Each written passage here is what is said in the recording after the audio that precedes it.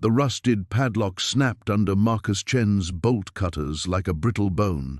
Storage Unit 47B in the abandoned Riverside facility had been his home for 2 weeks now, just another forgotten space in a forgotten part of town. But as the metal door rolled up with a grinding screech, Marcus realized this wasn't some dusty collection of old furniture and Christmas decorations. Banks of humming computers lined the walls, their screens casting an eerie blue glow across towers of scientific equipment. Whiteboards covered in complex equations stretched from floor to ceiling, and there, on a central table, lay blueprints for something that looked like it belonged in a science fiction movie. A device labeled Quantum Energy Harvester, Project Prometheus. Marcus had been living on the streets for 6 months, but before his world collapsed, he'd been Dr. Marcus Chen, MIT quantum physicist, published researcher, and the only person alive who might understand what he was looking at. The timestamp on the computers showed the last login was exactly 3 years ago. The day Dr. Elena Vasquez, the world's leading expert in quantum mechanics, mysteriously vanished.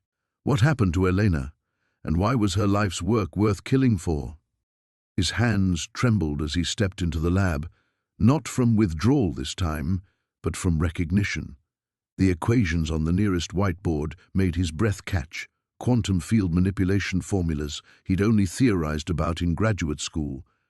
Elena had taken them further than anyone thought possible. Marcus set down his bolt cutters and approached the blueprints with reverence. The device sketched there defied everything conventional physics claimed about energy conservation. If these calculations were correct, the quantum energy harvester could generate unlimited clean power by tapping directly into the zero-point field, the quantum foam that existed in empty space itself. Impossible, he whispered, then caught himself. 3 years ago, he would have called it impossible. Now, living in the shadow of society's underbelly, he'd learned that impossible was just another word for profitable if you were willing to cross certain lines. The lab felt frozen in time. Coffee cups sat half-empty on workbenches, their contents long since evaporated into brown stains. A sandwich in a Ziploc bag had become an unidentifiable science experiment. Elena had left suddenly, without cleaning up, without shutting down properly. Marcus moved to the main computer terminal. The screen showed a password prompt that had been waiting for someone to return for 3 years. His fingers hovered over the keyboard. Elena had been paranoid about security. He remembered that much from their brief collaboration at MIT, but she was also predictable in her own way. He typed Prometheus 2024. Access denied. He tried again, Quantum Prometheus. Access denied. On impulse, he entered Marcushian. The screen unlocked. His stomach dropped. Elena had expected him to find this place. Somehow she'd known he would end up here, in this exact situation. The thought chilled him more than any winter night spent sleeping in doorways. The desktop contained hundreds of files, research logs, experimental data, correspondence with someone identified only as the broker.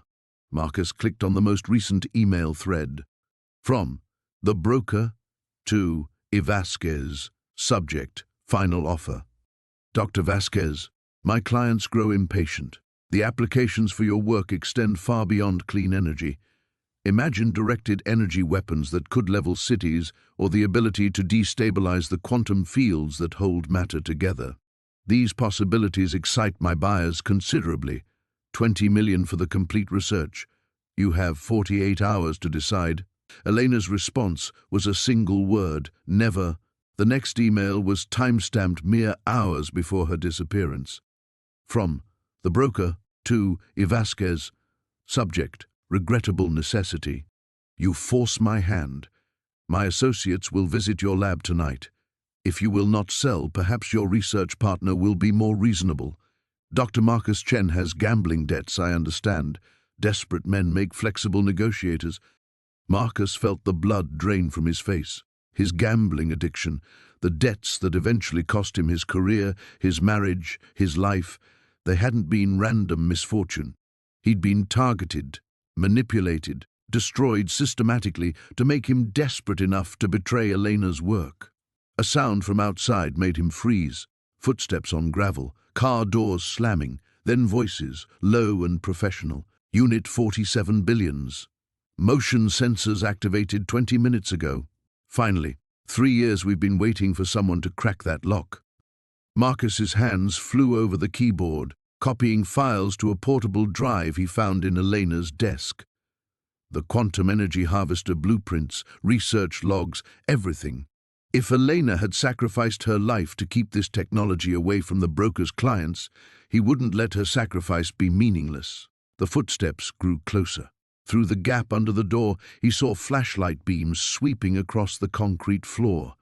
Marcus pocketed the drive and looked around desperately for another exit. In the back corner, hidden behind a tall equipment rack, he spotted a maintenance hatch leading to the building's ventilation system. As he squeezed through the narrow opening, he heard the men reach the lab entrance. Well, our homeless friend found exactly what we hoped he'd find. The hatch closed silently behind him just as the real hunt began. Marcus crouched in the corner of the laboratory, his heart hammering against his ribs as footsteps echoed through the storage facility's main corridor. The beam of his dying flashlight trembled across walls lined with whiteboards, covered in equations that looked like hieroglyphs to his untrained eye. Mathematical symbols and diagrams stretched from floor to ceiling, connected by arrows and question marks in faded red ink. The footsteps paused outside Unit 47. He clicked off the flashlight and pressed himself deeper into the shadows behind a towering server rack. The metallic taste of fear coated his tongue as he listened to the soft rattle of keys, then the grinding protest of the rolling door being lifted. Shit! A man's voice, rough with frustration. Someone's been here. You sure? Another voice, younger, with a slight accent Marcus couldn't place. Look at the lock. Fresh scratches, and the dust patterns are all wrong. Marcus had left tracks. Stupid. 3 years of living on the streets should have taught him better, but hunger and desperation had made him careless. He held his breath as 2 figures entered the lab, their powerful LED flashlights cutting through the darkness like surgical blades. "Check the servers," the first man ordered. "See if anyone accessed the drives." The younger man moved toward Marcus's hiding spot. Each footstep seemed to echo like thunder in the cramped space. Marcus could smell aftershave and gun oil, could see the outline of a shoulder holster beneath the man's jacket. These weren't storage facility security guards. "Drives are intact," the younger man reported, stopping less than 3 feet from where Marcus crouched. Whoever was here didn't know what they were looking for, or they were very good at covering their tracks. The first man's light swept across the workbenches. Kowalski was paranoid as hell, but he wasn't stupid. If he hid backup files somewhere, Kowalski. The name meant nothing to Marcus, but clearly it meant everything to these men. "Boss wants us to strip everything," the younger man said. "Tonight. Impossible. There's too much equipment. We'll need a truck, maybe 2. Marcus's leg began to cramp from holding the same position. He tried to shift his weight silently, but his knee bumped against the server rack's metal frame. The soft ping might as well have been a gunshot in the tense silence. Both flashlight beams swung toward his hiding spot. What was that? Could be the building settling. "This place is old. Check it anyway." Footsteps approached. Marcus closed his eyes and tried to become invisible, a skill he'd developed during countless police sweeps of homeless encampments. Sometimes if you believed hard enough that you weren't there, if you made yourself small and still and silent, the world would forget about you. The younger man's flashlight beam swept over the server rack, probing the shadows. Marcus felt the light pass inches from his face, hot and searching. He didn't breathe, didn't blink, became nothing. "Just old equipment," the man finally said, moving away. "This stuff must be worth millions, though. Look at those quantum processors." "Focus. We're looking for files, not hardware." Kowalski's research into dimensional manipulation, the theoretical framework. "Boss says the Chinese are close to a breakthrough, and we can't let that happen." Dimensional manipulation. The words sent a chill down Marcus's spine. He didn't understand the science, but he understood the tone. These men were talking about something that could shift the balance of power in the world, something worth killing for. "What about the homeless guy?" the younger man asked. Marcus's blood turned to ice water. What homeless guy? Security cameras caught someone breaking in around midnight. Tall, thin, probably mid-30s. He's still in the building somewhere. They knew. They'd known from the moment they arrived. "Find him," the first man ordered. "And clean up the mess. Clean up the mess." Marcus had heard that phrase before, in darker times, in darker places. It never meant anything good. He waited until their footsteps moved to the far end of the lab, then began inching toward the exit. His stomach cramped with hunger, but adrenaline kept him moving. He'd survived 3 winters on the streets, 2 stints in county lockup, and a knife fight behind a Burger King. He could survive this. The rolling door stood partially open, revealing a slice of the dimly lit corridor beyond. Freedom was 20 feet away, 20 feet through open space with no cover, 20 feet that might as well have been 20 miles. Marcus gathered his courage and prepared to run, but froze when he spotted something the men had missed. A small USB drive, black and unremarkable, that had fallen behind one of the workbenches. It caught the reflection of their flashlights for just a moment before disappearing back into shadow. Without thinking, he pocketed the drive. Then he ran. The abandoned warehouse felt different at night. Marcus pulled his stolen jacket tighter as he approached the loading dock, every shadow seeming to writhe with hidden threats. 3 days had passed since he'd discovered the lab, 3 days of sleepless paranoia and constant looking over his shoulder. He'd memorized every face on the street, catalogued every car that lingered too long at intersections, but the blueprints called to him like a siren song. He'd tried to forget what he'd seen, tried to convince himself it was just another rich person's hobby room filled with expensive toys he didn't understand. The attempt lasted exactly 6 hours before curiosity won over caution. The lock on Unit 47 Billions yielded to his makeshift picks with practiced ease. Marcus slipped inside, sealing himself into the antiseptic white chamber that had haunted his dreams. The fluorescent lights hummed to life automatically, casting their cold glow over Dr. Elena Vasquez's abandoned workspace.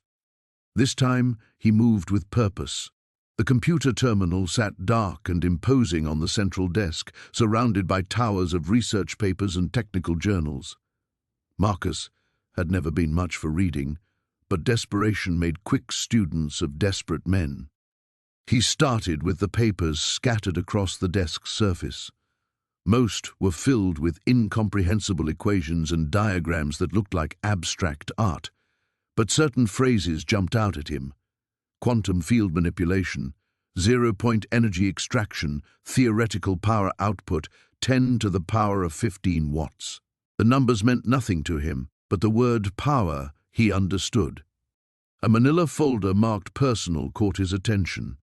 Inside, he found photographs of a woman with kind eyes and prematurely grey hair, Dr. Vasquez, according to the university ID, clipped to the folder's edge. There were pictures of her at conferences, shaking hands with men in expensive suits, standing beside massive machines in what looked like underground facilities. But it was the newspaper clipping that made his blood run cold. Renowned physicist missing after lab fire, read the headline from 3 years ago. The article was brief, clinical.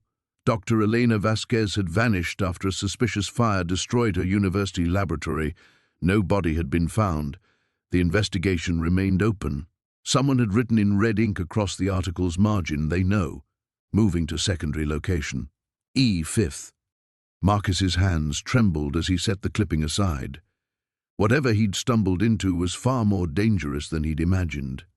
But that only made the potential payoff more valuable. He turned his attention to the computer, its black screen reflecting his gaunt face like a dark mirror. The power button yielded nothing, password protected, of course. But Marcus had learned a few tricks during his years on the streets, knowledge borrowed from hackers and identity thieves who'd fallen on hard times. The password couldn't be too complex if Dr. Vasquez needed regular access.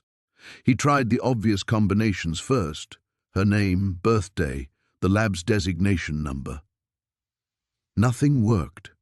Then he noticed the small framed photograph beside the monitor, Dr. Vasquez with her arm around a young girl, both grinning at the camera. A daughter, perhaps, or niece. The girl wore a soccer uniform with Sophia printed across the back. He typed the name. The screen flashed to life. What he found made his mouth go dry. The desktop contained hundreds of files with names like Prototype Schematis SV7 and Field Test Results Classified. But it was the video file labeled Emergency Protocol that demanded his attention. Dr. Vasquez's face appeared on screen, her usually composed features tight with fear. She spoke directly to the camera, her voice barely above a whisper. "If you're watching this, then I'm probably dead, and someone has found my secondary lab." She paused, glancing nervously over her shoulder. "The prototype works. God help me, it actually works. But Meridian Corporation has been watching my research, and they're willing to kill for it." Marcus leaned closer to the screen. The device can extract unlimited energy from quantum fluctuations in space itself. In the right hands, it could solve the world's energy crisis, end poverty, reverse climate change. But Meridian wants to weaponize it, turn it into something that could destabilize entire nations. The scientist's image flickered, the recording quality poor. "I've hidden the final component specifications in a place only I would think to look. If something happens to me, the world needs to know what Meridian is capable of. The prototype is in subsection C-7 behind the false wall, but be careful. They have people everywhere, and they'll stop at nothing to—" The video cut off abruptly. Marcus stared at the frozen image of Dr. Vasquez's terrified face, his mind racing. Somewhere in this sterile tomb lay a device that could change everything, and apparently people had already died for it. The smart move would be to run, to forget what he'd seen and disappear into the urban maze where homeless men became invisible. But Marcus had been invisible for too long. He began searching for subsection C7. Marcus hadn't slept in 36 hours. The fluorescent lights in the storage unit hummed overhead as he hunched over Dr. Elena Vasquez's workstation, trying to make sense of the equations that sprawled across multiple monitors. His eyes burned, but every time he considered resting, another piece of the puzzle clicked into place.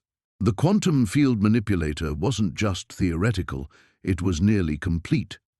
According to the timestamps on the files, Vasquez had been working frantically in the weeks before her disappearance. Her digital notes revealed growing paranoia about corporate espionage and government surveillance. She'd moved her research here after someone broke into her university lab twice in 1 month. Marcus rubbed his stubbled jaw and pulled up another file labeled Personal Log, Day 847. Vasquez's voice filled the cramped space, tired but determined. "I know they're watching now. The DoD contracts were just the beginning. Meridian Industries has been sniffing around, asking questions about my theoretical work on space-time manipulation. They don't understand what this technology could do in the wrong hands." The recording crackled with static. Marcus leaned closer to the speaker. "If something happens to me, I've hidden the final component specifications. The world isn't ready for unlimited energy, but it's definitely not ready for what else this machine can do. Time itself becomes malleable. Past, future, all of it becomes fluid." Marcus's blood chilled. He'd been so focused on the energy applications that he'd missed the deeper implications buried in the equations. This wasn't just about clean power. The quantum field manipulator could theoretically destabilize temporal constants within a localized area. A soft beeping interrupted his thoughts. One of the security monitors displayed motion outside the storage facility's main entrance.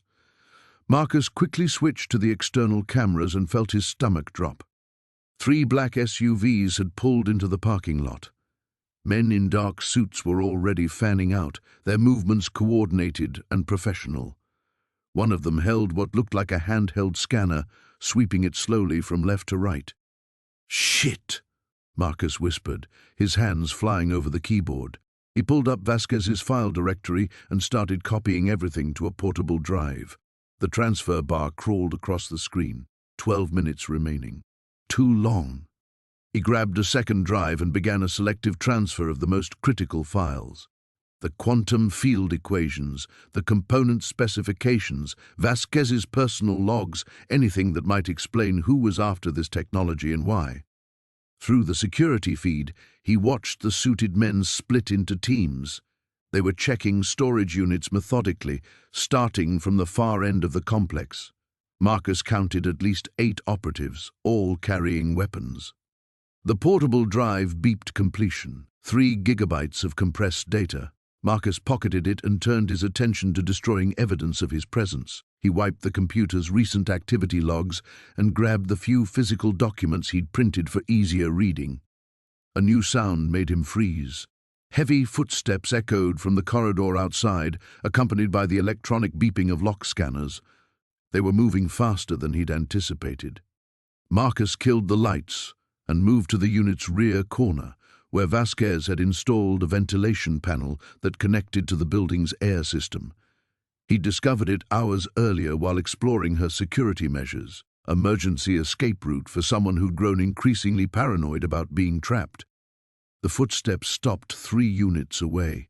Marcus could hear muffled voices and the whine of electronic equipment. He carefully removed the ventilation panel and squeezed into the narrow ductwork beyond. The metal shaft was barely wide enough for his shoulders. He crawled forward in absolute darkness, guided only by faint airflow and his mental map of the building's layout. Behind him, he heard the distinctive sound of his storage unit being breached. The lab's been accessed recently. A voice echoed through the vents. Equipment still warm. Run thermal scans on the surrounding units. Marcus crawled faster, his knees scraping against the sheet metal. The ductwork branched ahead. One path led toward the building's exterior, another deeper into the complex. He chose the exterior route and immediately regretted it as the shaft angled sharply downward. He half slid, half fell through 15 feet of vertical ducting before landing hard on a maintenance platform outside the building. Pain shot through his ribs, but adrenaline kept him moving. The platform was part of the building's HVAC system, hidden from the main parking lot by a cluster of industrial equipment. Marcus caught his breath and assessed his situation. He had copies of Vasquez's research, but no idea who was hunting for it. The suited men moved with military precision. Government agents, corporate security, or something worse. His phone buzzed with a text from an unknown number. "You have something that belongs to us. Meridian Industries is prepared to compensate you generously for its return." Marcus's blood ran cold. Somehow they already knew who he was. He deleted the message and powered down the phone. But the damage was done. Whatever he'd stumbled into was bigger and more dangerous than a missing physicist's research. The real question was whether Dr. Elena Vasquez had disappeared by choice or by force. The fluorescent lights hummed overhead as Marcus stared at the equations covering Dr. Elena Vasquez's whiteboard, his mind struggling to process what he was seeing. 3 days had passed since he'd first broken into the storage unit, and each return visit revealed new layers of complexity that made his head spin.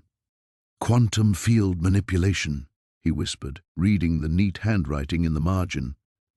The words meant nothing to him, but something about the precise diagrams and mathematical formulas felt important, world-changing important. A soft chime from the computer made him jump. The screen displayed a new message in the same encrypted communication thread he'd discovered earlier. His blood ran cold as he read the latest exchange, dated just 2 hours ago. Shadow Corp, package location confirmed, retrieval team dispatched, Blackbird timeline accelerated, subject eliminated yesterday, clean sweep authorized. Marcus's hands trembled as he scrolled up through previous messages. Dr. Elena Vasquez wasn't just missing, she was dead, and whoever killed her was now coming for whatever she'd hidden in this lab. The sound of footsteps echoing in the corridor outside made his heart hammer against his ribs. He quickly shut down the computer screen and grabbed the most important-looking blueprints from the desk, stuffing them into his jacket. The footsteps were getting closer, accompanied by low voices. "Building's supposed to be empty," a man's voice said, "but thermal imaging shows recent heat signatures in Unit 47. Marcus felt the blood drain from his face. Unit 47 was exactly where he stood. He looked frantically around the lab for another exit, but the false wall he'd entered through was the only way out. The voices were right outside now, and he could hear the distinctive sound of lock-picking tools scraping against metal. Moving as quietly as possible, Marcus squeezed behind a tall server rack in the corner, pressing himself against the cold concrete wall. The smell of dust and electrical components filled his nostrils as he tried to control his breathing. The hidden door mechanism clicked open. "Well, well," a woman's voice said, smooth and professional. "Looks like Dr. Vasquez had quite the setup here." Marcus peered through a gap between the servers and saw two figures entering the lab. The woman was tall and elegant, wearing an expensive grey suit that seemed out of place in the dusty storage facility. Her companion was built like a linebacker, his hand resting casually on something beneath his jacket. "Sweep everything," the woman ordered. "Documents, hard drives, prototypes. The board wants this entire operation erased." The large man began methodically emptying drawers and cabinets while the woman approached the computer terminal. Marcus watched in horror as she inserted a USB device and began downloading files. "Ma'am," the man said, holding up a coffee cup from the desk. "This is still warm." The woman's head snapped up, her eyes scanning the room with predatory intensity. "We're not alone." Marcus held his breath, pressing himself deeper into the shadows. A bead of sweat rolled down his forehead as the woman's gaze swept across his hiding spot. "Check every corner, Davies. Our uninvited guest might have seen something they shouldn't have." The sound of heavy footsteps approached Marcus's hiding spot. He closed his eyes and tried to make himself smaller. The blueprints crinkled against his chest, feeling like they weighed 1,000 pounds. Davies was 3 feet away when the fire alarm suddenly blared throughout the building. Emergency lights began flashing, and a computerized voice announced, "Fire detected on level 2. Please evacuate immediately." "Shit," the woman cursed. "Building security will be here in minutes. Grab what you can and move." Marcus heard them frantically collecting documents and equipment, their professional calm replaced by urgent efficiency. The woman spoke into a radio. "Control, this is Team Alpha. We need extraction in 60 seconds. Someone's been here, and we may have been compromised." After what felt like an eternity, their footsteps retreated toward the exit. Marcus waited another 5 minutes before emerging from his hiding spot, his legs shaky with adrenaline. The lab had been ransacked. Drawers hung open, papers scattered across the floor, and the computer screen showed only a blank desktop. Everything had been wiped clean. But somehow, in their haste to escape, they'd missed several items. Marcus quickly gathered what remained: a small device that looked like a modified smartphone, a notebook filled with Elena's handwriting, and a flash drive taped to the underside of the desk drawer. He stuffed everything into his jacket alongside the blueprints he'd already taken. As he prepared to leave, he noticed something else the intruders had overlooked: a business card wedged between 2 books on the shelf. He pulled it free and read, "Dr. Sarah Chen, Theoretical Physics Department, Berkeley University." Someone had written on the back in Elena's handwriting, "Trust her. She'll understand the implications." The fire alarm was still blaring as Marcus slipped back through the false wall and into the storage unit. Whatever Dr. Elena Vasquez had discovered, people were willing to kill for it, and now he was carrying that secret with him into the night. Marcus stared at the phone in Dr. Chen's trembling hands, watching the physicist's face cycle through emotions like a broken projector. Fear, hope, resignation. The cramped motel room felt even smaller now, the walls seeming to press inward with each revelation. "I never thought I'd see you again," Chen whispered into the device, his voice barely audible over the rattling air conditioner. "Yes, I'm safe, for now." Marcus couldn't make out the voice on the other end, but he caught fragments, urgent, clipped phrases that made Chen's shoulders sag deeper. The physicist had aged a decade in the past hour, the weight of 3 years in hiding finally showing. "No, listen to me. Chen said, gripping the phone tighter. "They found the lab. Someone broke in." His eyes darted to Marcus. "A homeless man, but that's not the point. If they're watching it again, if they know—" The voice cut him off, speaking rapidly. Chen closed his eyes, nodding slowly. "I understand. The old place. 20 minutes." He ended the call and sat motionless for a long moment. "Who was that?" Marcus asked, though part of him wasn't sure he wanted to know. Every answer seemed to spawn a dozen new questions, each more dangerous than the last. "My research partner, the only person who knew about the secondary location." Chen stood, moving with sudden purpose toward a battered duffel bag in the corner. "We have to leave, now!" "Wait." Marcus stepped between Chen and the door. "You said they found the lab. You said they're watching it. Who exactly are we talking about?" Chen paused, his hand hovering over the doorknob. "Meridian Industries. They call themselves a private research firm, but there's something else entirely. They acquire technology through unconventional means." "You mean they steal it?" "Steal, intimidate, kill." Chen's voice was flat, matter-of-fact. "Whatever serves their purpose. 3 years ago they made me an offer for my work. When I refused, they made it clear the offer wasn't optional." Marcus felt the room grow colder despite the broken heater's labored efforts. "So you disappeared." "I faked my death. Car accident. Body never recovered. It was the only way to protect my research and the people I cared about." Chen turned back to Marcus, his eyes haunted. "But if they're monitoring the storage unit again, it means they know I'm alive. And if they know that—" A soft knock at the door froze them both. 3 gentle raps, pause, 2 more. Chen's face went white. "The signal," he breathed. "But it's too early. We were supposed to meet—" The door exploded inward. Marcus threw himself sideways as splinters of wood erupted across the room. 2 figures in black tactical gear swept through the opening, weapons drawn, moving with military precision. "Dr. David Chen," the lead figure called out, voice muffled by a mask. "You've been very difficult to find." Chen had already moved, diving behind the bed with surprising agility. "Marcus, the window!" Marcus scrambled toward the small bathroom, his heart hammering against his ribs. Behind him, he heard the distinctive whine of a taser, followed by Chen's sharp cry of pain. The physicist's body hit the floor with a sickening thud. "Subject secured," one of the intruders reported into a throat mic. "Beginning extraction." Marcus pressed himself against the bathroom wall, mind racing. These weren't police. Police would have announced themselves, followed protocol. These people moved like they owned the world, like laws were merely suggestions. Through the thin walls, he heard them discussing Chen's unconscious form with clinical detachment.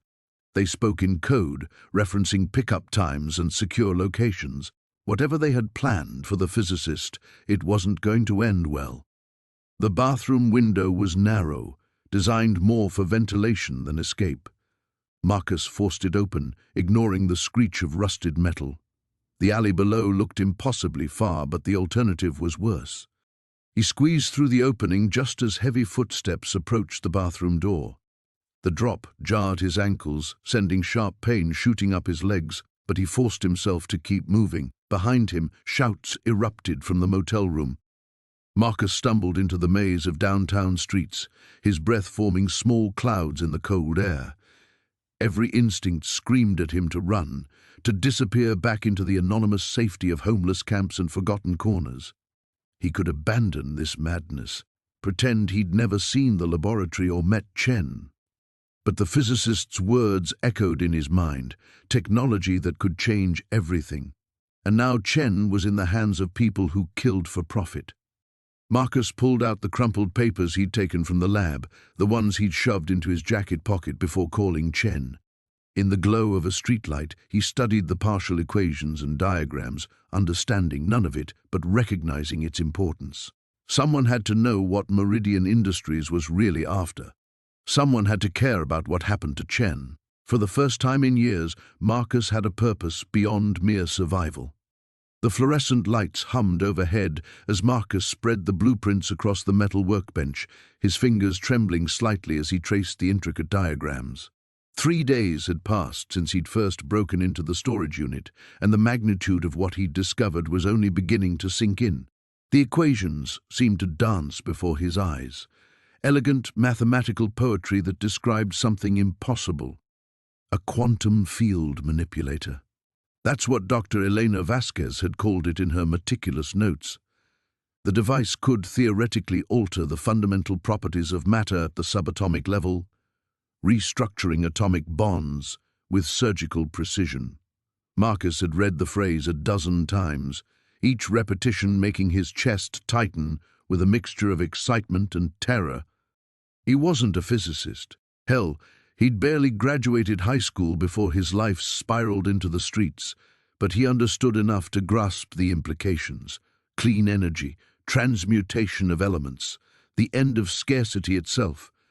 It was the kind of technology that could save humanity or destroy it, depending on whose hands it fell into. The sound of gravel crunching outside made him freeze. Marcus quickly rolled up the blueprints and stuffed them into his backpack, then moved to the small window he'd cracked open for ventilation. Through the grimy glass, he could see a black sedan parked near the entrance to the storage facility. 2 figures in dark suits stood beside it, one speaking into a phone while the other consulted what looked like a tablet. Corporate types. The kind of people who wore $1,000 shoes and treated human lives like line items on a balance sheet. Marcus had seen their kind before, back when he'd had a job, a family, a life that mattered. They moved with the casual confidence of predators who'd never known hunger or desperation.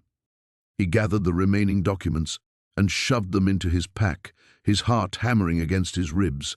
The storage unit suddenly felt like a trap, its metal walls closing in around him. He'd been careless, staying too long in one place. On the streets, movement meant survival. Stillness meant death.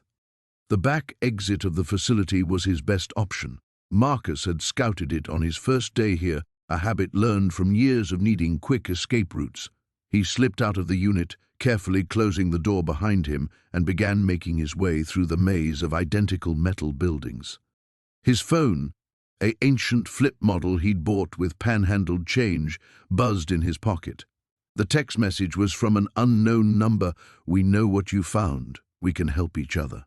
Marcus's blood turned to ice water. He'd been so careful, hadn't told anyone about his discovery, but apparently careful wasn't enough when dealing with technology this valuable. His fingers shook as he typed back, "Who is this?" The response came immediately. Someone who knew Elena. Someone who knows why she disappeared. "Meet me at the Riverside Diner on 5th Street. Come alone and bring nothing with you." Against every survival instinct screaming in his head, Marcus found himself considering it. For 3 days he'd been drowning in questions with no answers. Why had Dr. Vasquez abandoned her life's work? Where had she gone? And why did he feel like invisible eyes were watching his every move? Another text arrived. "The men in the black car aren't the only ones looking for you. There are others, worse ones.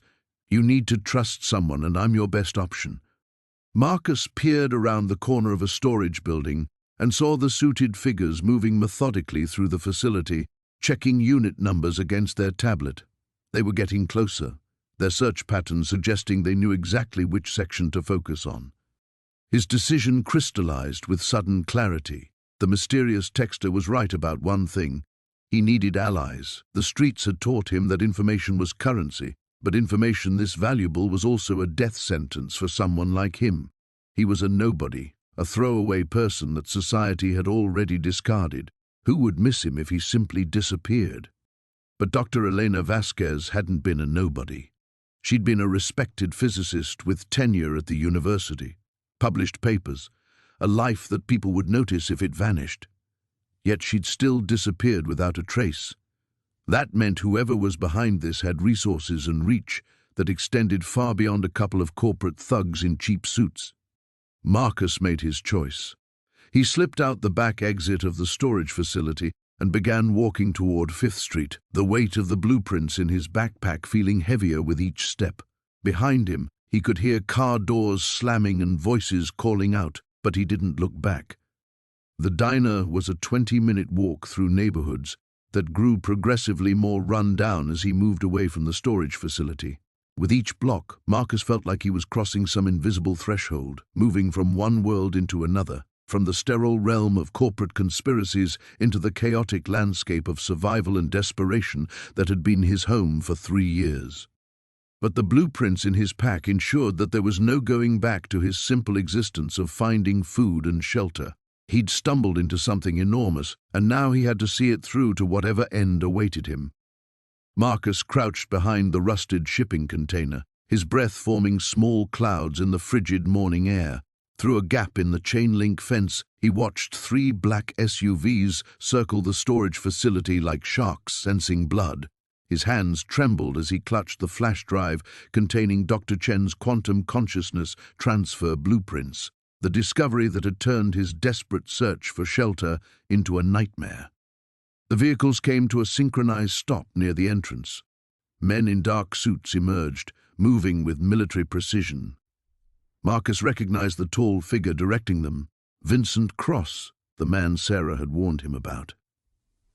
Even from this distance, Cross's presence radiated a cold authority that made Marcus's skin crawl.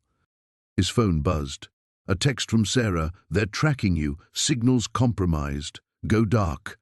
Meet at the old subway tunnel entrance on 5th Street at midnight. Trust no one else."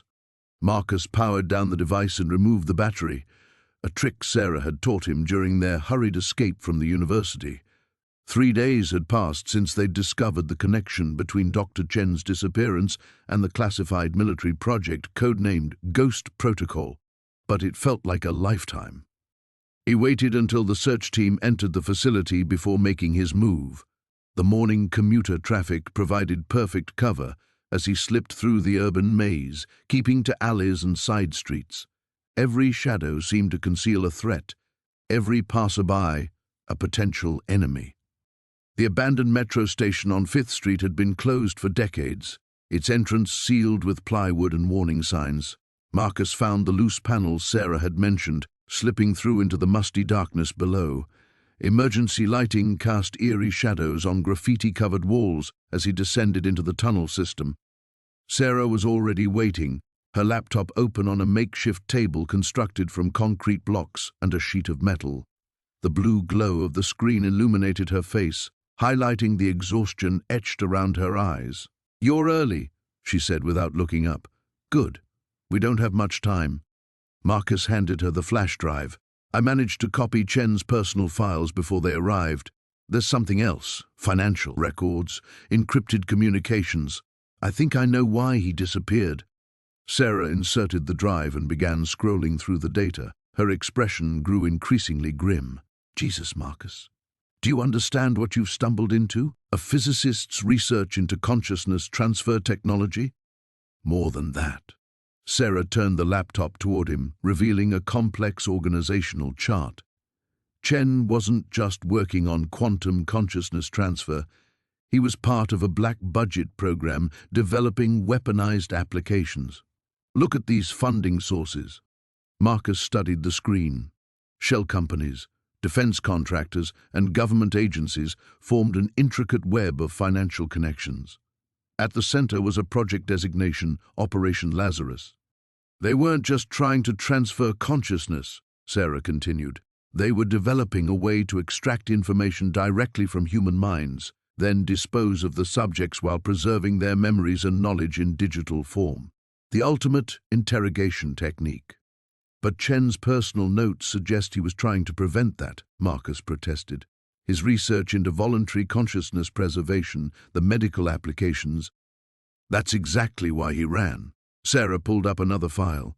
"These encrypted messages show he discovered they were planning to test the extraction process on unwilling subjects, political dissidents, prisoners of war, anyone they deemed expendable." A distant sound echoed through the tunnel, footsteps on metal grating. Sarah immediately began packing up her equipment while Marcus strained to listen. The sounds were getting closer, accompanied by the low murmur of radio communication. "How did they find us?" Marcus whispered. Sarah's face had gone pale. The drive. There must have been a tracking protocol embedded in the files. She grabbed his arm. "We need to move. Now." They gathered their equipment and headed deeper into the tunnel system, using the network of maintenance passages Sarah had mapped during her previous investigations. Behind them, flashlight beams began probing the darkness, accompanied by the sound of multiple pursuers. "There's an emergency exit about half a mile ahead," Sarah said, as they half ran through the narrow passage. "It connects to the old pneumatic postal system tunnels." The beam of a powerful searchlight suddenly illuminated the passage behind them. Shouts echoed off the tunnel walls as their pursuers spotted the fleeing figures. Marcus felt a surge of desperate energy. 3 weeks ago, his biggest concern had been finding enough food to survive another day. Now he was running for his life through abandoned subway tunnels, carrying technology that could revolutionize human existence or destroy everything that made people human.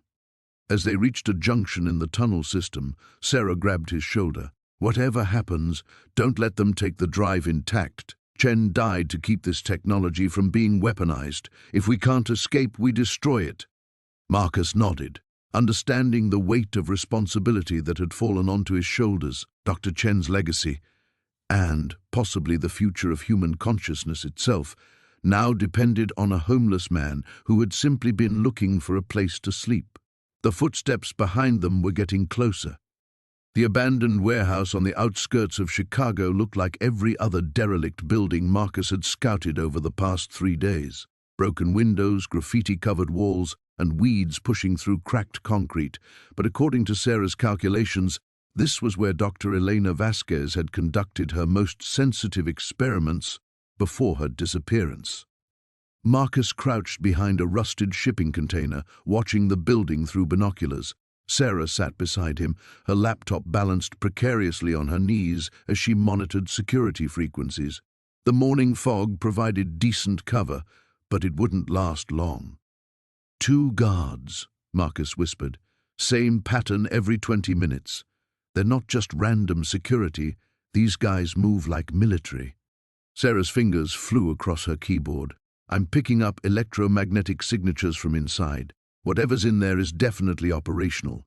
She paused, studying the readings. "Marcus, this is way more sophisticated than the setup in your storage unit. We're talking about a full-scale research facility." A black sedan pulled up to the warehouse's rear entrance. Marcus adjusted his binoculars as 3 figures emerged, 2 men in expensive suits, and a woman with silver hair pulled back severely. Even at this distance, something about the woman made his skin crawl. "That's her," Sarah breathed. "Victoria Ashwood.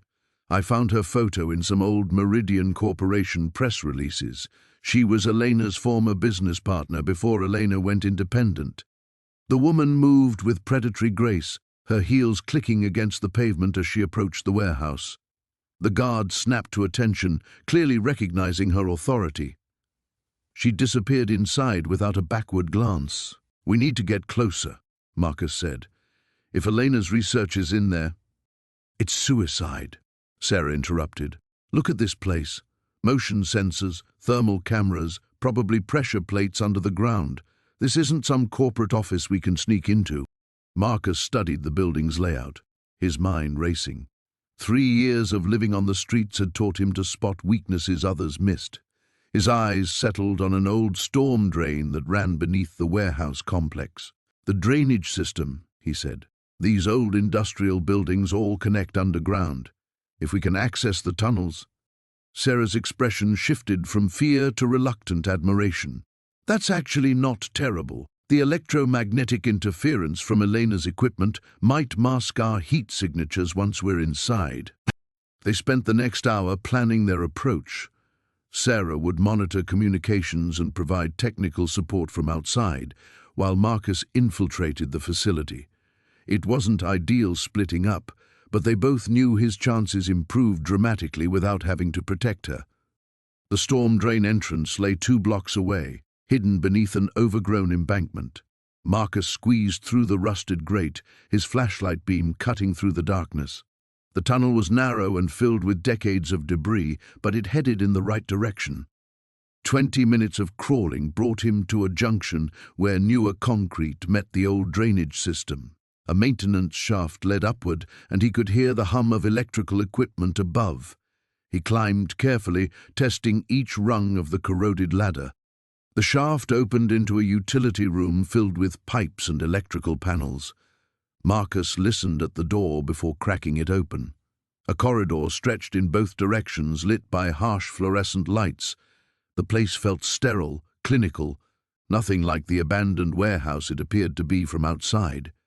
He moved left, following the sound of voices.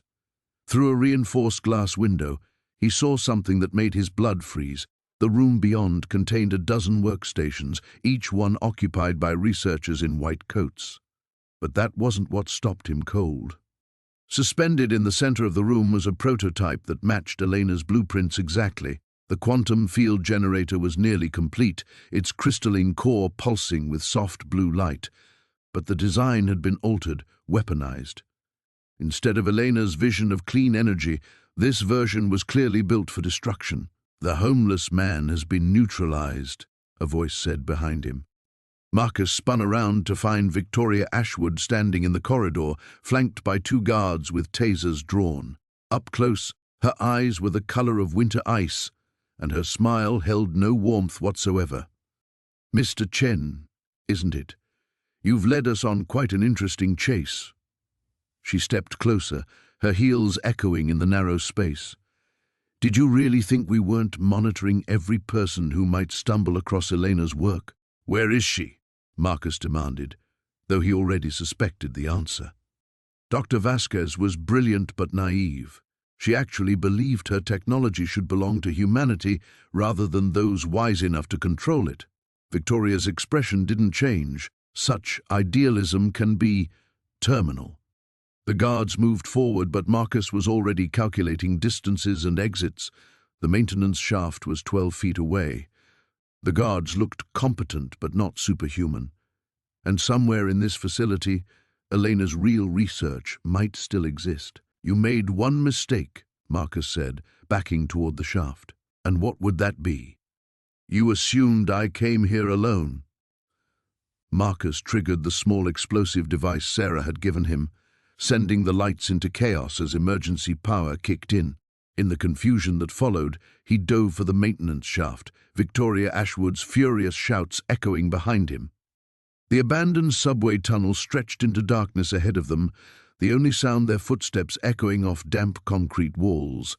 Marcus kept the stolen phone's flashlight aimed low, its weak beam barely penetrating the gloom. Behind him, Sarah clutched the Physicist journal against her chest like a shield.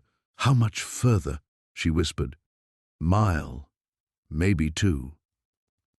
Marcus had explored these forgotten passages during his worst months on the street, when even the shelters turned him away. "There's an old maintenance station down here.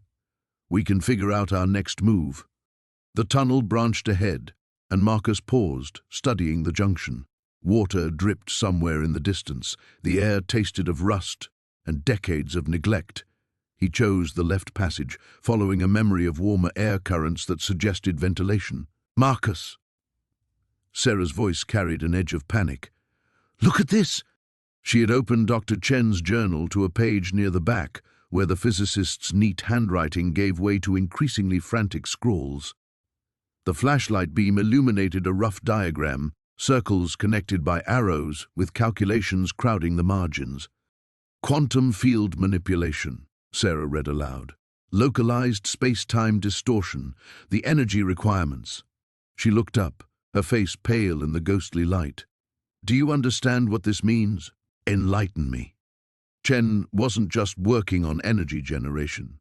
This is about controlling space itself, bending it, folding it. Her finger traced the diagram's curves. With enough power, you could theoretically create a localized wormhole. Not for travel, the physics don't work that way, but for observation. Imagine being able to see anywhere in the world instantly or access any location without physical presence. A chill that had nothing to do with the tunnel's temperature ran down Marcus's spine. Perfect surveillance, the ultimate spy tool. Or weapon, depending on how you scaled it.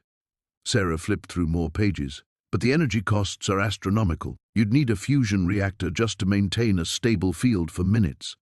They continued deeper into the tunnel system, Sarah reading excerpts by flashlight while Marcus navigated by half-remembered landmarks. The physicist's journal painted a picture of growing paranoia and escalating breakthroughs. Chen had apparently solved the power problem using something called vacuum energy extraction, a process that harvested energy from empty space itself. "That's impossible," Sarah muttered. "The quantum vacuum has energy, sure, but extracting it violates conservation laws. Unless—" She stopped walking. "Unless he found a way to create a temporary imbalance, borrowing energy from future space-time to power present applications. In English, time debt. The universe would eventually demand payment, but Chen might have found a way to make that someone else's problem." She laughed, but there was no humor in it. God, he was brilliant and completely insane. The maintenance station emerged from the darkness like a concrete bunker carved into the tunnel wall.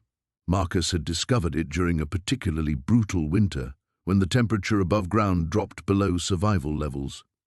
A heavy metal door hung slightly ajar, and beyond it lay a forgotten room filled with electrical panels and rusted machinery. Sarah sank onto an overturned crate, still reading. Marcus checked the phone they'd taken from their pursuer. No signal this deep underground, but the battery showed 17%. They couldn't hide forever. "There's something else," Sarah said. "Listen to this entry from 3 years ago. They know. Barrett's people got too close during the Princeton presentation. The prototype is safe, but I need to disappear until I can find someone trustworthy. The applications are too dangerous for any government or corporation to control." Barrett. The name felt familiar, but Marcus couldn't place it. Richard Barrett. I've seen him at conferences. Defense contractor turned tech mogul. He's got connections everywhere. Pentagon, NSA, Silicon Valley. Sarah's face hardened. If Barrett wants Chen's research, it's not for peaceful purposes. A distant sound made them both freeze. Footsteps, echoing from the direction they'd come. Multiple sets, moving with military precision. Marcus killed the flashlight. "How did they find us?" In the absolute darkness, Sarah's voice was barely audible. The phone. Even without signal, it might be broadcasting a beacon. She was right. Modern devices had backup transmitters for emergency services. The footsteps grew closer. Marcus counted at least 4 distinct rhythms, probably more. They'd underestimated Barrett's resources and determination. "There's another exit," Marcus whispered, groping for Sarah's hand. "Maintenance shaft that leads to the old pneumatic postal system. But we'll have to crawl. Better than dying down here." He found the shaft entrance by memory, a square opening barely wide enough for a human body. Sarah squeezed through first, the journal pressed against her chest. Marcus followed, pulling the corroded cover closed behind them. As they crawled through the narrow passage, guided only by touch and faith, the sound of voices drifted from the station behind them. Barrett's people were thorough, but they didn't know the underground like Marcus did. Not yet. Marcus pressed his back against the cold concrete wall of the abandoned subway tunnel, his heart hammering as footsteps echoed above. The blueprints crinkled against his chest, where he'd stuffed them inside his jacket, and Dr. Chen's journal felt like lead in his backpack. 3 days had passed since they'd escaped the storage facility, but Nexus Corporation's reach seemed endless. "They're getting closer," Sarah whispered. Her laptop balanced precariously on a makeshift table of stacked bricks. The blue glow illuminated her face in the darkness, making her look ghostly. "I'm tracking their communication frequencies. They've got teams positioned at every subway entrance within a 6-block radius." Dr. Elena Vasquez adjusted her glasses and leaned over Sarah's shoulder, studying the screen. "Show me the quantum field equations again," she said, her voice tight with concentration. "There's something Chen discovered that I'm missing, something that made Nexus willing to kill for it." Marcus watched as Sarah pulled up the digitized blueprints they'd photographed before going underground. The complex mathematical formulas meant nothing to him, but Dr. Vasquez's sharp intake of breath told him everything. My God, she breathed. This isn't just about energy transmission. Chen figured out how to manipulate quantum entanglement on a macro scale. These equations, they don't just describe wireless power, they describe matter transmission. English, Doc, Marcus said, glancing nervously at the tunnel entrance where Tommy stood guard. Teleportation, Dr. Vasquez said simply. Instantaneous transportation of matter across any distance. Chen didn't just solve the energy crisis, he solved transportation, logistics, even space exploration. This technology could make Nexus the most powerful corporation in human history. Sarah's fingers flew across her keyboard. That explains why they've been so aggressive. I've been digging into Nexus's financial records. They're hemorrhaging money on a failed fusion project. Their investors are getting nervous, and their stock price has dropped 60% in the last quarter. A distant rumble made them all freeze. Tommy came jogging back from his lookout post, his face grim. We've got company. Black SUVs just pulled up at the 42nd Street entrance. Military-style movement patterns. Marcus felt the familiar surge of panic, but it was different now.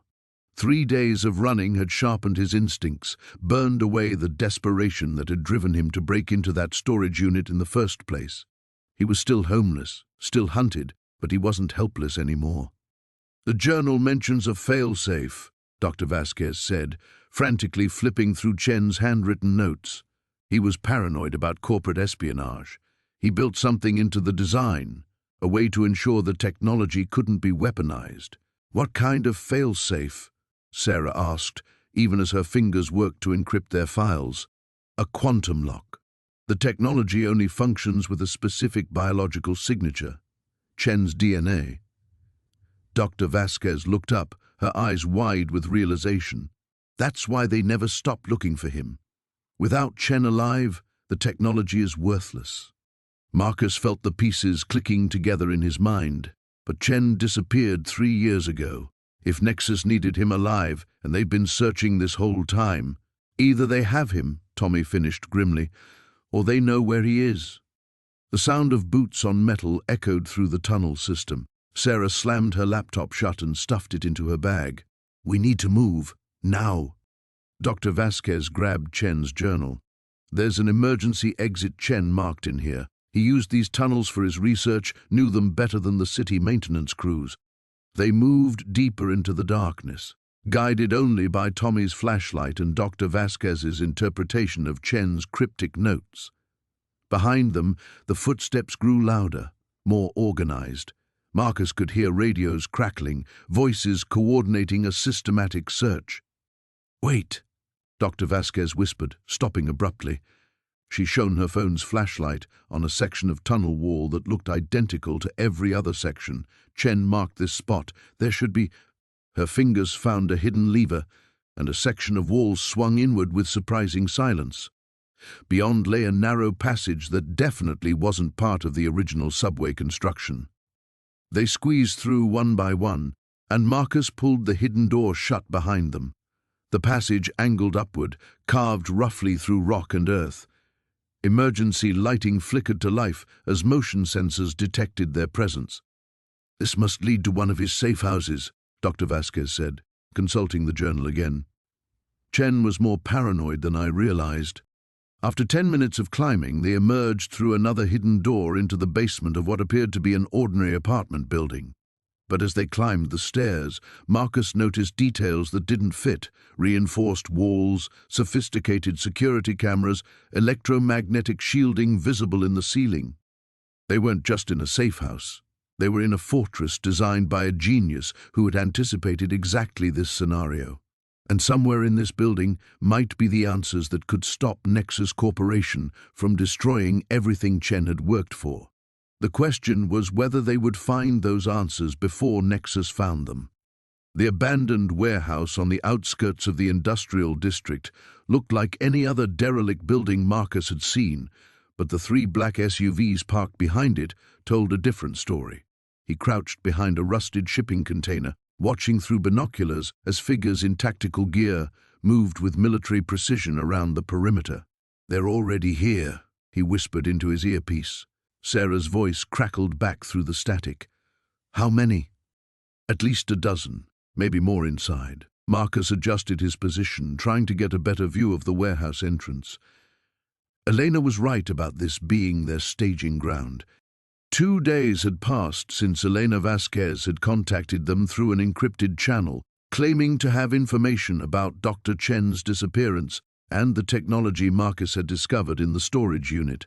The quantum physicist had been Chen's research partner before going into hiding 3 years ago, and now she was ready to reveal what had really happened. Marcus moved carefully around the container, staying low. The blueprints he'd found were just the beginning. Elena had hinted at something much larger, a prototype that Chen had built before vanishing, something that Donovan's people would kill to possess. A door opened at the warehouse's side entrance, and Marcus froze. 2 men emerged, one talking rapidly into a radio. Even from this distance, Marcus recognized the shorter figure's distinctive limp. Donovan himself had come to oversee whatever was happening here. Target confirmed, Marcus breathed into his mic. Donovan's on site. Marcus, get out of there. We should wait for... The transmission cut to static as something cold pressed against the back of Marcus's neck. Drop the binoculars. Slowly. Marcus complied, his mind racing. He'd been careless, too focused on the warehouse to watch his own back. The voice behind him was calm, professional, another soldier in Donovan's private army. Turn around, hands visible. As Marcus turned, he found himself facing a woman in black tactical gear, her weapon trained steadily on his chest. She was younger than he'd expected, maybe early 30s, with the kind of alert eyes that missed nothing. Marcus Webb, she said. It wasn't a question. Mr. Donovan has been looking forward to meeting you. They walked toward the warehouse, the woman maintaining perfect distance behind him. Marcus's mind worked furiously, cataloguing every detail of their route, every possible escape opportunity. But the tactical team's positioning was flawless. These weren't corporate security guards playing soldier. These were professionals. The warehouse interior had been converted into a high-tech command center. Banks of monitors lined the walls, displaying satellite feeds and surveillance footage. Marcus recognized some of the locations: the storage facility where he'd first found Chen's lab, Sarah's apartment building, even the diner where they'd met with Elena. Impressive, isn't it? Donovan's voice came from somewhere behind the monitors. He emerged slowly, favoring his left leg. Up close, he looked older than his photographs, with silver hair and the kind of pale complexion that came from spending too much time indoors. We've been tracking your movements for weeks, Mr. Webb. Did you really think you could stay hidden? Seems like I did better than Dr. Chen, Marcus replied, earning a sharp look from his captor. Donovan smiled, but there was no warmth in it.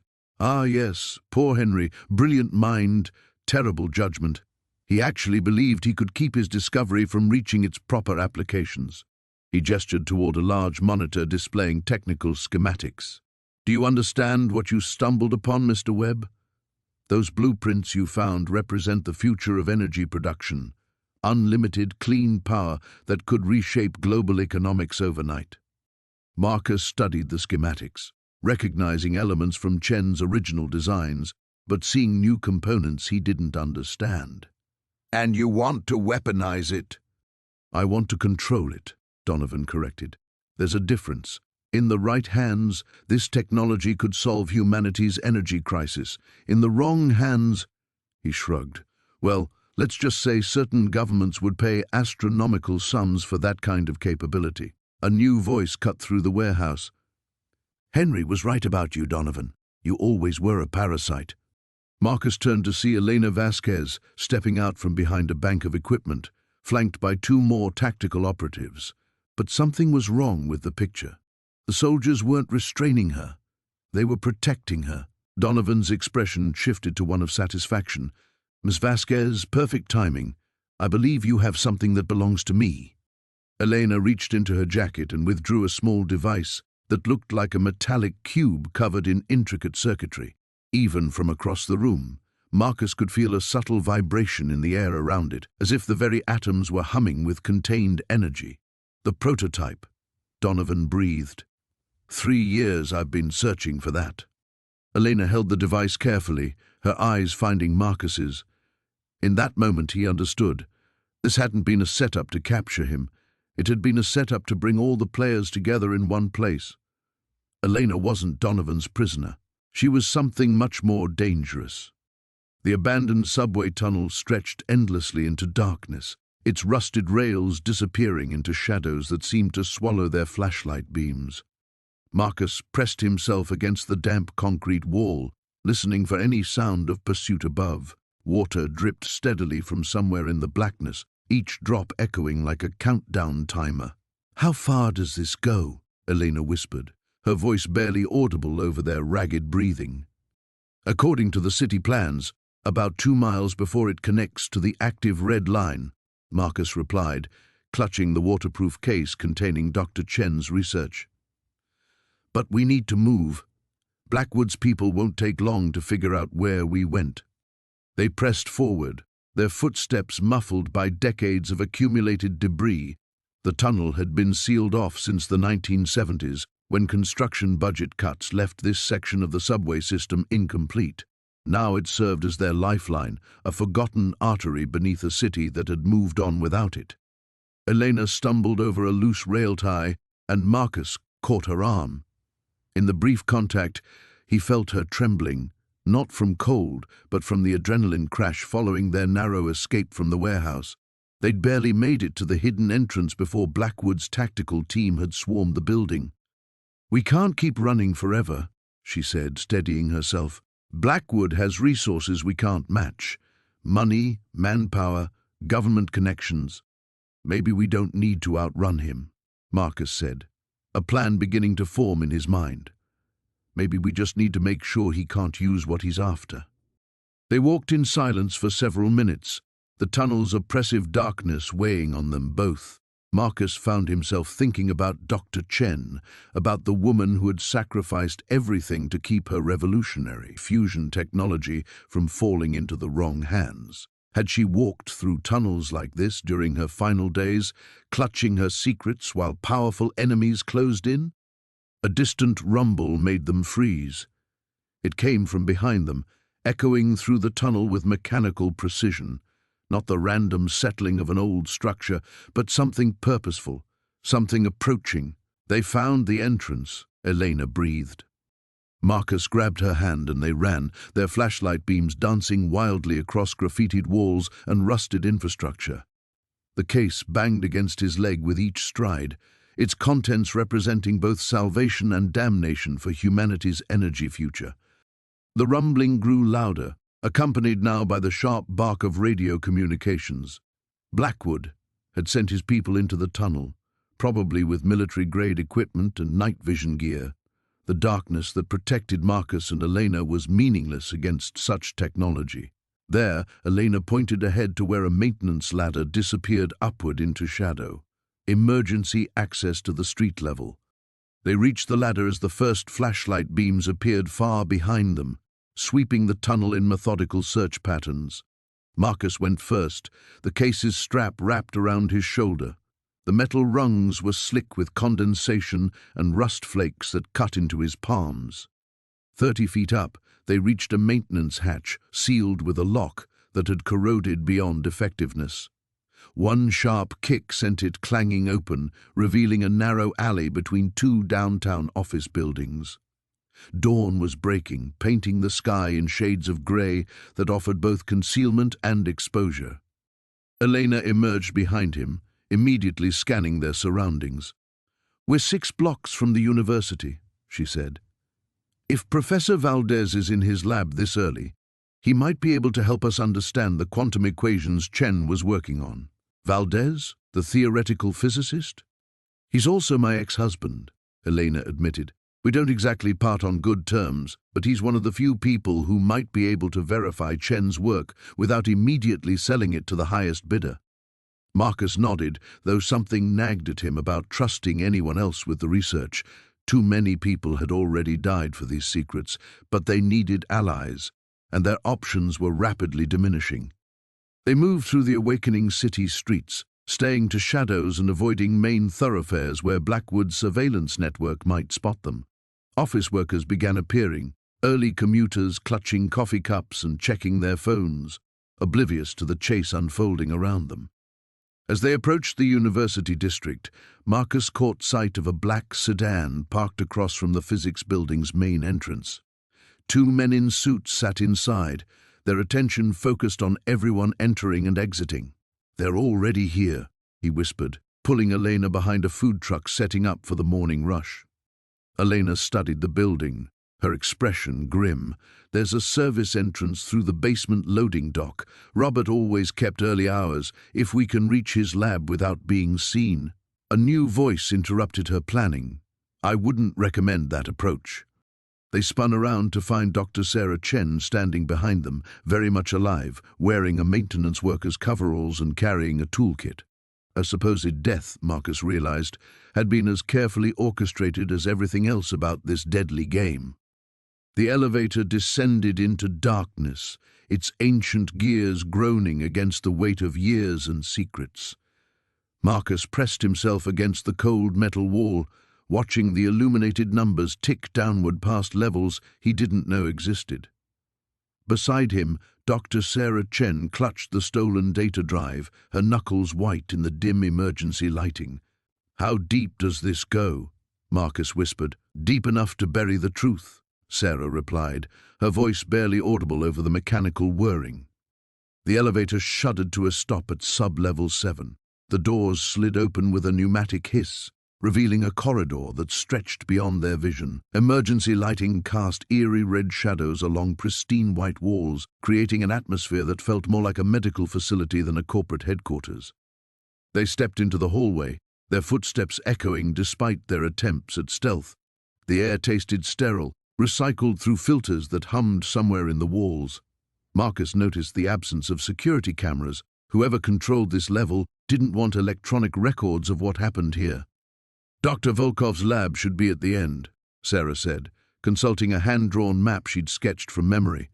"If he's anywhere, he'll be there."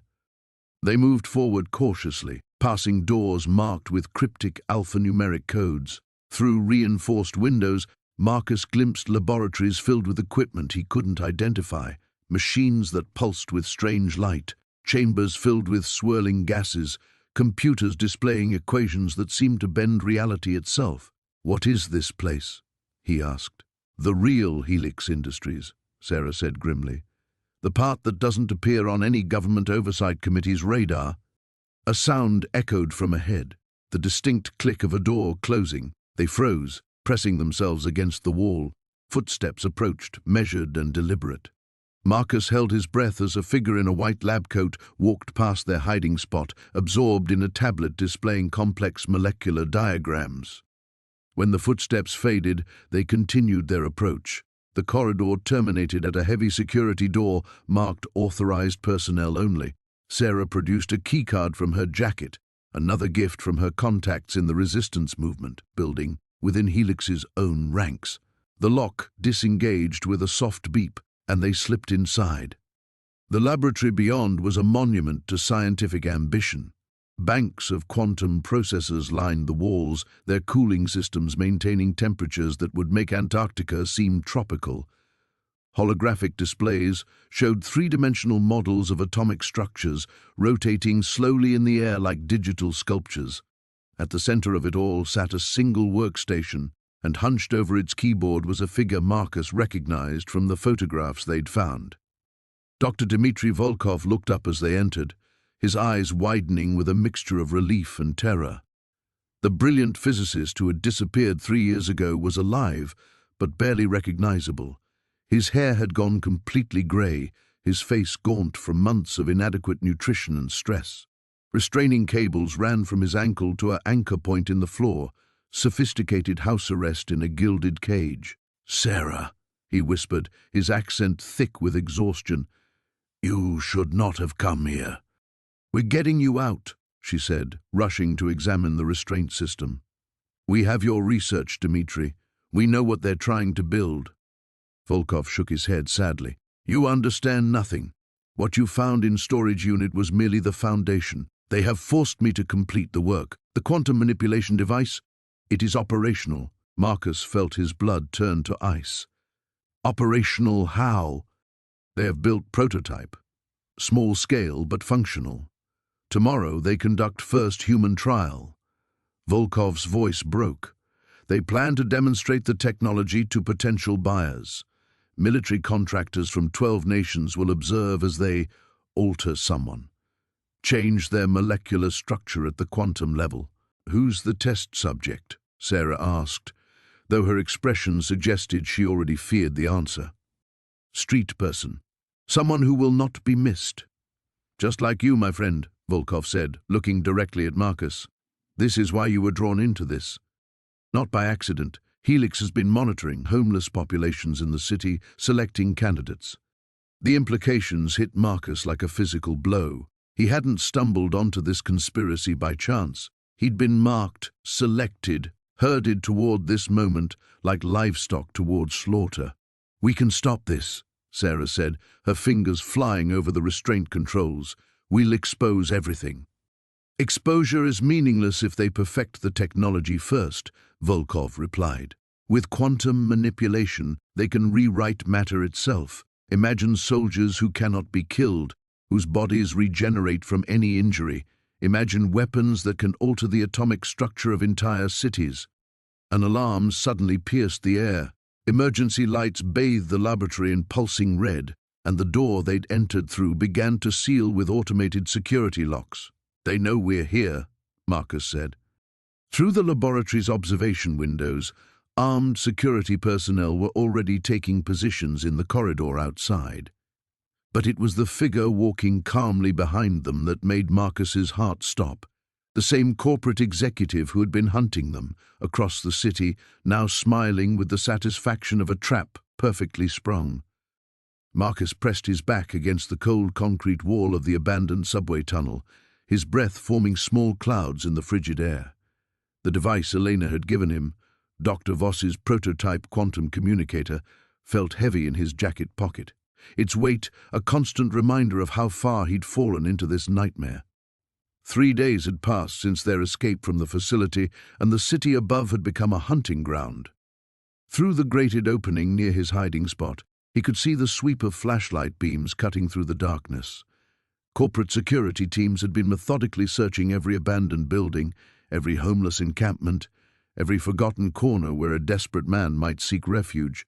They moved with military precision, their communications crackling through encrypted radios that his stolen device occasionally intercepted.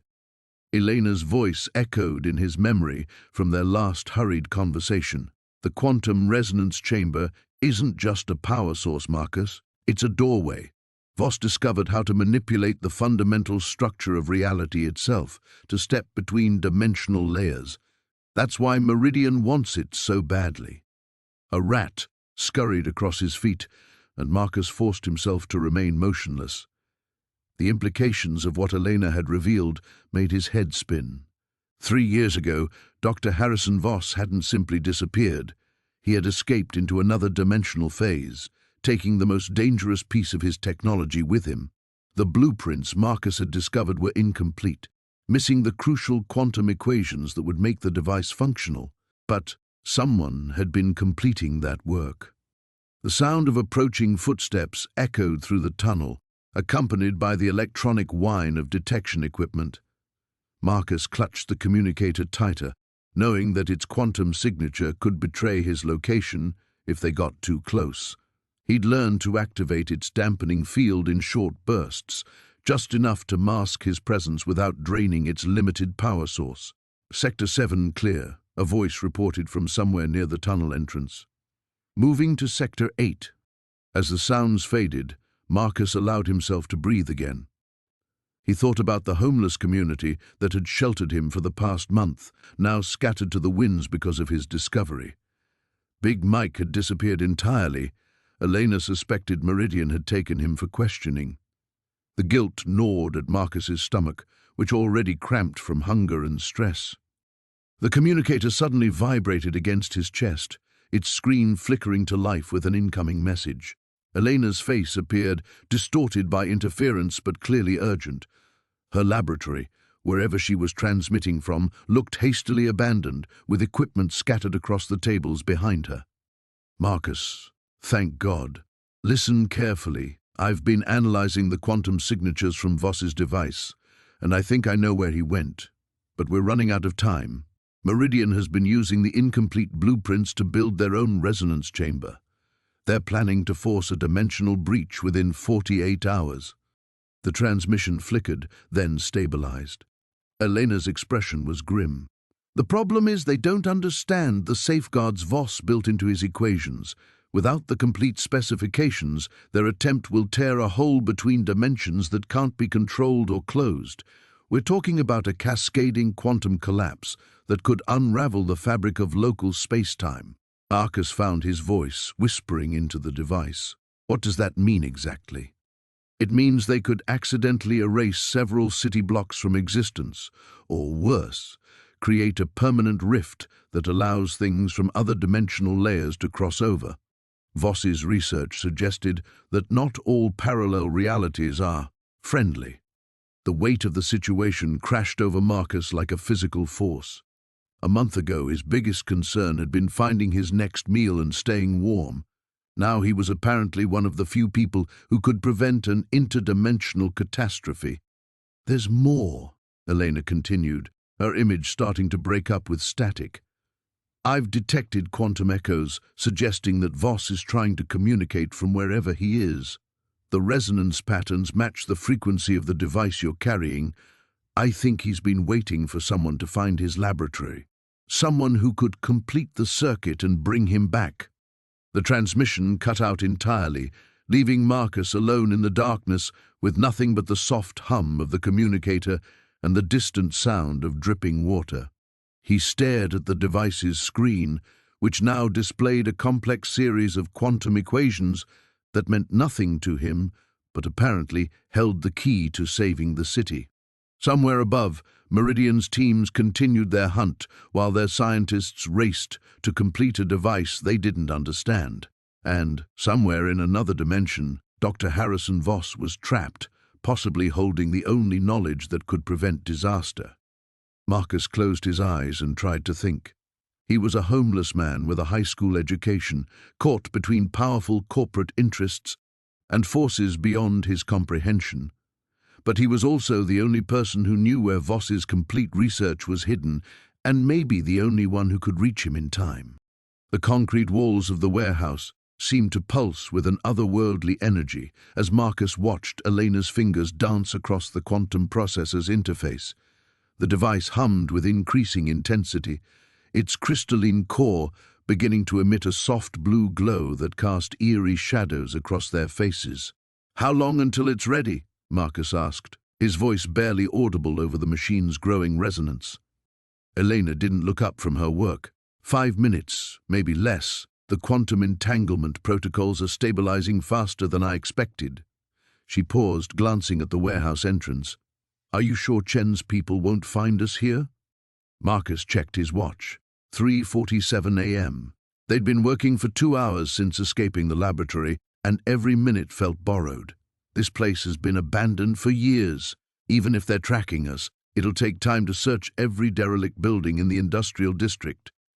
Dr. Sarah Kim emerged from behind a stack of old shipping containers, her arms full of salvaged electronics. "I've rigged the backup power systems from those old manufacturing units. We should have enough juice to complete the process, but just barely." The three of them had formed an unlikely alliance in the past weeks. A homeless man turned reluctant hero, a missing physicist's daughter seeking answers about her father's disappearance, and a former government scientist whose conscience had finally overcome her fear. Now they stood on the precipice of either saving the world or destroying it. "Elena," Sarah said, setting down the equipment, "are you absolutely certain about this? Once we activate the quantum cascade, there's no going back. Every piece of technology on Earth that relies on current energy paradigms will become obsolete overnight." Elena's hands stilled on the controls. Marcus could see the weight of the decision in her shoulders, the way she held herself as if carrying the gravity of human civilization. "My father spent his entire life working toward this moment. He believed that free, unlimited energy was humanity's birthright. Chen and his corporate allies have been suppressing this technology for 3 years, keeping it locked away while people suffer." Marcus thought about the countless nights he'd spent on the streets, watching people hurry past, some heading to warm homes powered by expensive electricity, others like himself seeking shelter wherever they could find it. The quantum processor represented more than just technological advancement. It was a chance to level the playing field in ways that went far beyond energy production. "There's something else," Elena continued, her voice dropping to almost a whisper. "I've been analyzing the data we recovered from the laboratory. Chen's people weren't just trying to suppress my father's work. They were trying to weaponize it." Sarah's face went pale. "Weaponize? How?" "The quantum entanglement field can be reversed, inverted.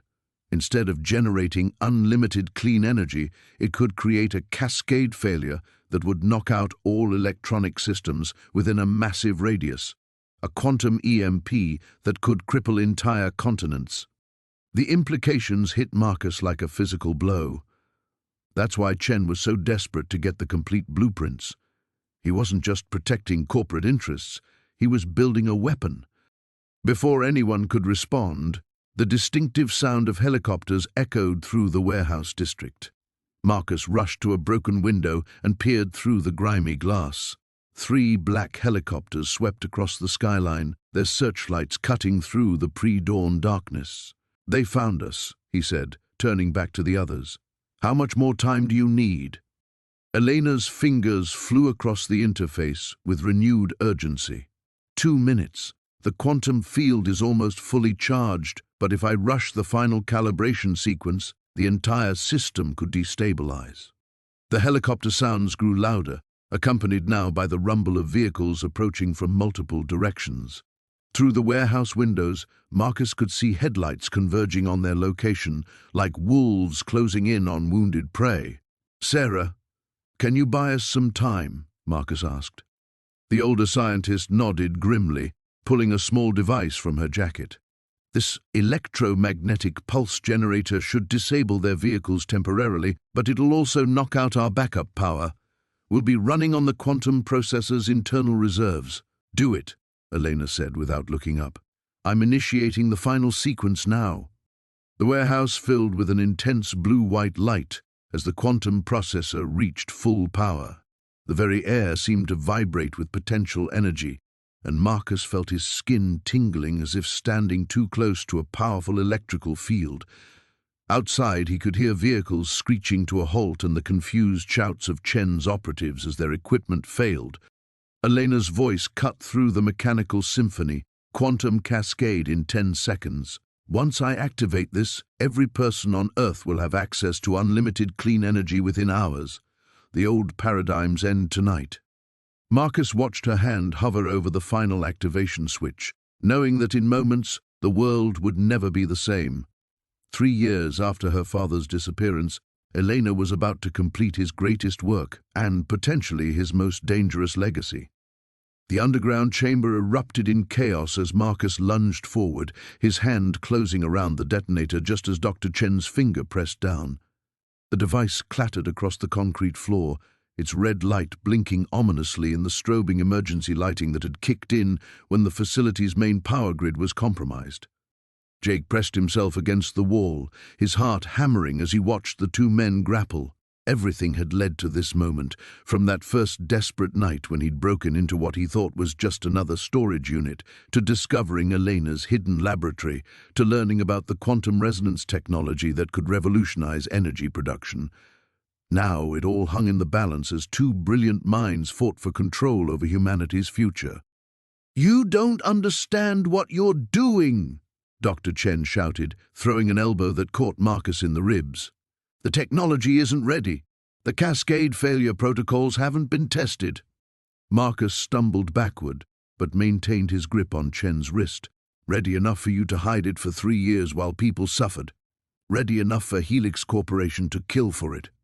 Elena's voice cut through the struggle from where she sat hunched over her laptop, fingers flying across the keys. "The upload is at 60%. Whatever you're going to do, do it fast. I'm detecting seismic activity from the primary reactor chamber." Jake could feel it too, a deep, thrumming vibration through the floor that seemed to sync with his pulse. Somewhere above them, The facility's experimental reactor was beginning to destabilize, just as Chen had warned. The physicist had triggered more than just the laboratory's destruction. He'd initiated a controlled meltdown that would bury the technology forever, along with everyone still inside. Detective Morrison emerged from behind a bank of servers, her service weapon drawn but lowered. Blood trickled from a cut on her forehead where debris had struck her during the initial blast. "Chen, stand down. There has to be another way." "There is no other way." Chen's voice cracked with desperation as he broke free from Marcus's grip and dove for the detonator. "Don't you see? I tried to hide it, tried to make it disappear, but they always find a way. Helix, the government, the military contractors, they'll weaponize it, turn it into something that destroys rather than heals." Marcus tackled him before he could reach the device, and they rolled across the floor in a tangle of limbs.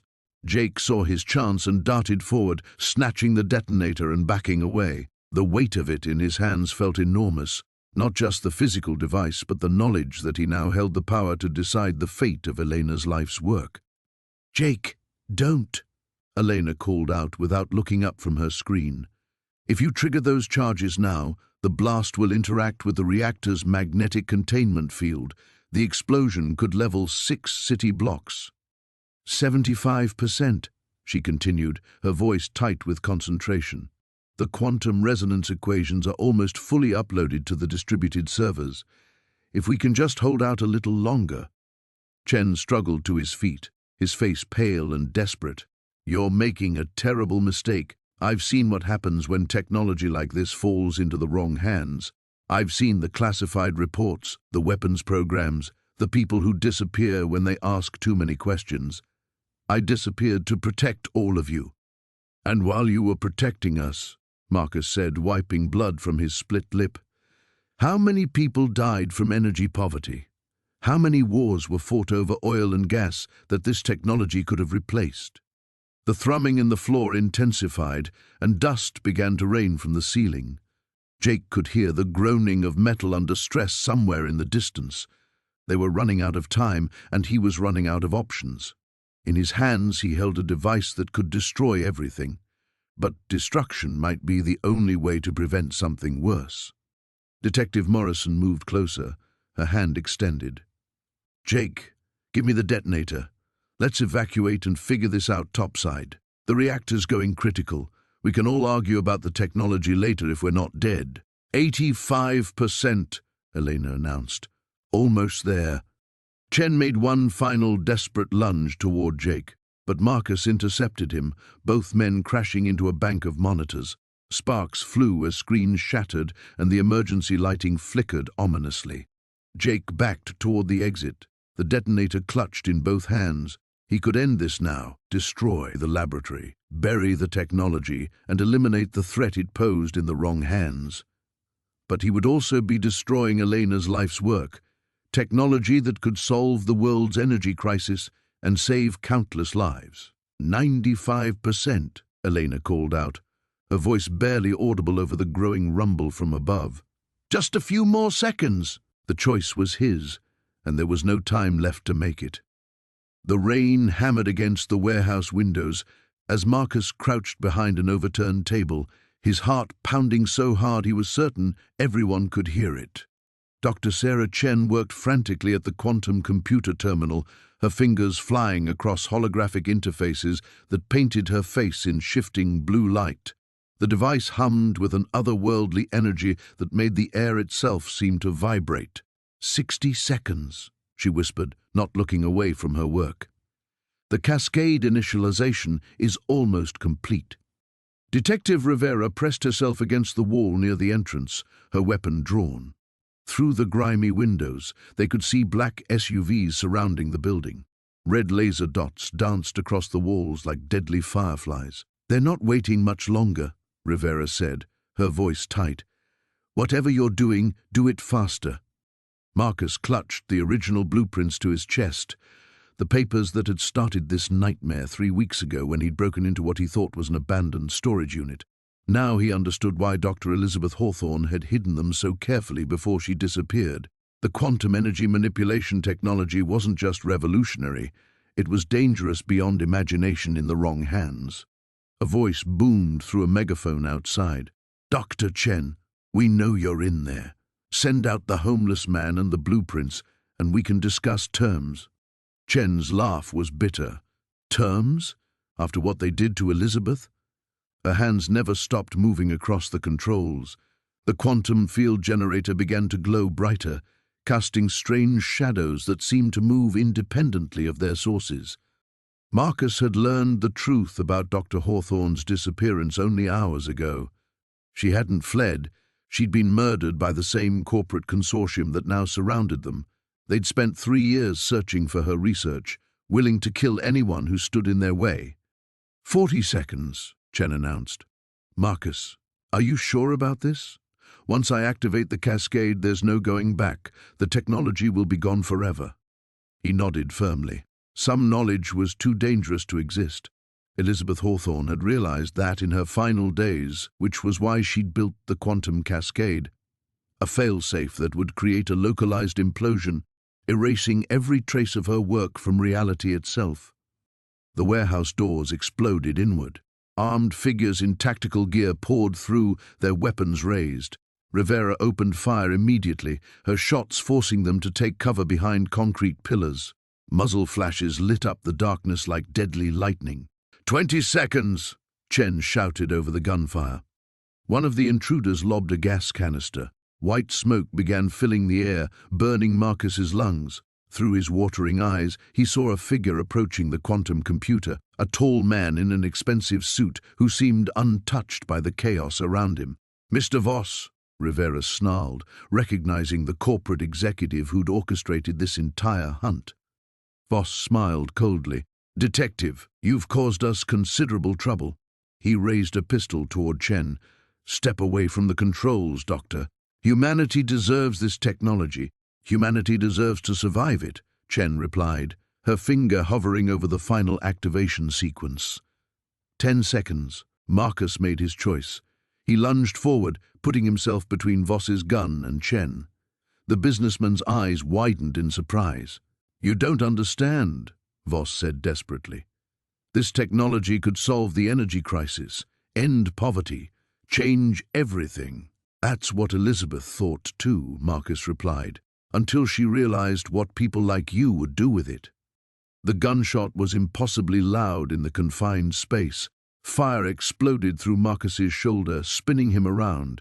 But he'd bought Chen the seconds she needed. "Cascade initialized," she announced with grim satisfaction. The quantum field generator began to pulse with blinding light. Reality seemed to fold in on itself around the device. The very air sparkled with impossible colors as the cascade effect spread outward, consuming every piece of Hawthorne's research. Voss screamed in rage, emptying his clip toward the computer, but it was too late. The bullets passed through the machine as if it were made of light. The cascade was rewriting the quantum signature of everything connected to Hawthorne's work, erasing it from existence on a fundamental level. The light grew unbearable. Marcus felt weightless, as if gravity itself was forgetting how to function. Through the chaos he heard Rivera calling his name, but her voice seemed to come from very far away. Then, suddenly, silence. Marcus opened his eyes to find himself lying on the warehouse floor. The quantum computer was gone, not destroyed but simply absent, as if it had never existed. Voss knelt nearby, staring at the empty space with hollow eyes. His tactical team looked around in confusion, no longer certain why they were there. Chen helped Marcus to his feet, a small smile on her face. "It's over," she said softly. "Elizabeth can finally rest." Outside, sirens wailed as Rivera's backup arrived. The nightmare was ending at last, and Marcus could finally go home.